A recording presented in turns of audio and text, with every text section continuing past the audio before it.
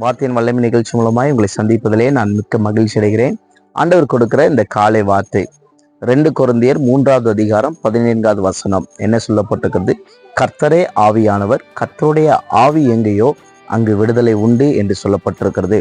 எனக்குரிய அன்பான சகோதர சகோதரிகளே, ஒரு வேளைக்கு விடுதலை இல்லாமல் இருக்கிறீங்களா? இந்த காலை வேளையிலே உங்களுக்கு வருகிறது வார்த்தை, கர்த்தருடைய ஆவிக்குள் நீங்கள் இருந்தீர்கள் என்று சொன்னால் உங்களுக்கு விடுதலை நிச்சயம்.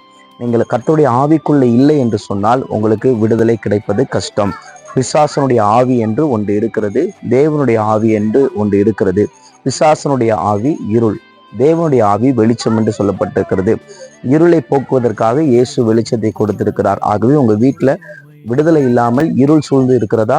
இன்னைக்கு நீங்க தேவனோடு காலையில நீங்க பரிசுத்த ஆவியானவருடைய வல்லமை நீங்க காலையிலே கேட்டுக்கொள்ளுங்கள். ஆண்டவர் உங்களை நிரப்ப அவர் வல்லமை உள்ளவராக இருக்கிறார். அவர் தான் உங்களை விடுதலை கொடுக்க முடியும்.